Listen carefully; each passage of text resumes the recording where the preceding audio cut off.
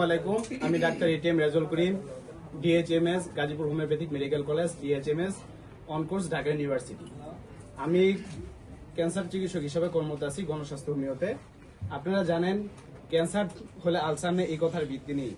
তেমন একজন পেশেন্ট যিনি ক্যান্সার থেকে মুক্তি পেয়েছেন, আসুন তার সাথে একটু পরিচয় হয়ে নিই। আপনার নাম? সাহারা বেগম। আপনার গ্রাম? মুন্সিগঞ্জ। গ্রামের নাম মুন্সিগঞ্জ। থানা? সিরাজি খান। উপজেলা? মুন্সিগঞ্জ। জেলা মুন্সিগঞ্জ। আচ্ছা, আপনি আমাদের এখানে কি সমস্যা নিয়ে আসছিলেন? ক্যান্সার। Cancer tumour. আচ্ছা, আপনি কতদিন আগে ক্যান্সার ধরা পড়ছে আপনার শরীরে?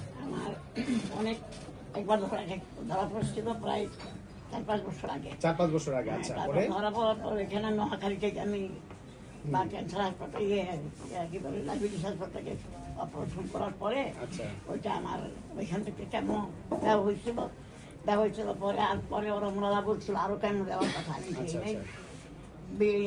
থেরাপি দিতে বলছে আমি দিইনি।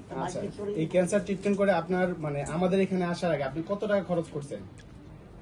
আমার এখানে আমি আসলে বলতে পারবো না, ওইটা বলতে পারবো না। তবে এটা খরচ হয়েছে প্রায় 1.5 থেকে 1.5 লাখ 2 লাখের মতো। 1.5 লাখই চলে এসেছে। ওখান থেকে ট্রিটমেন্ট করার পরও আপনি কোনোভাবেই সফল হন নাই। কেমো দেওয়ার পরে আর অবস্থা খারাপ হয়ে গেছিল, তাই তো? আচ্ছা, আমাদের এখানে আসছেন কয় মাস হলো? 4 মাস। 4 মাস, আলহামদুলিল্লাহ। 4 মাস আমাদের এখান থেকে ক্যান্সার ট্রিটমেন্ট করার পর আমরা টেস্ট করতে দিই এবং সেই টেস্টের রিপোর্টগুলো আপনারা নিজেরাই দেখে নেন।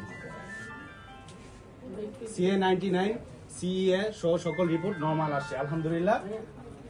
4 মাস ট্রিটমেন্ট করার পরে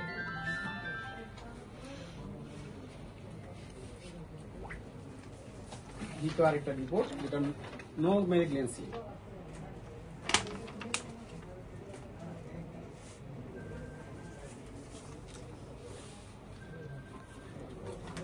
আচ্ছা, ক্যান্সার থেকে মানে ক্যান্সার হতে মুক্তি পাওয়ার জন্য যারা বিভিন্ন জায়গায় খুঁজতেছেন, লক্ষ লক্ষ টাকা খরচ করতেছেন, তাদেরকে বলবো আপনারা ক্যান্সার গবেষক ডাক্তার SM সরোয়ার লিখে সার্চ দিন।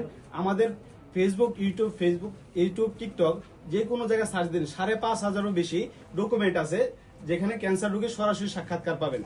গণস্বাস্থ্য হোমিও ঠিকানা হলো বাইতুল মুকাররম, লিফটার 11। এটা হলো পুরানো পল্টনে।